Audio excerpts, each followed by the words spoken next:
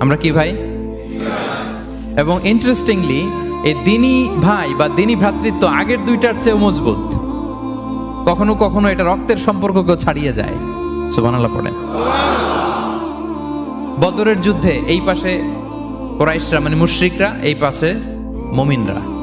এমনও হয়েছে রাসূল সাল্লাল্লাহু আলাইহি ওয়াসাল্লামের পক্ষে মুমিনদের ওখানে এক ভাই আর আবু জাহেলের সাথে আরেক ভাই, দ্বন্দ্ব সংঘাত। এই ভাই ওই ভাইকে হত্যা করেছে দিনের কারণে। তার মানে দিনী ভ্রাতৃত্ব এটা এত মজবুত, এটা মাঝে মাঝে রক্তের সম্পর্ককেও ছাড়িয়ে ছাপিয়ে উপরে উঠে যায়। আল্লাহু আকবার। এবং আমাদের দৃষ্টান্ত দিয়েছেন বিষ্ণু ইসলাম। তিনি বলেছেন তোমরা সবাই দিনী ভাইয়েরা সবাই মিলে এক দেহ এক প্রাণ।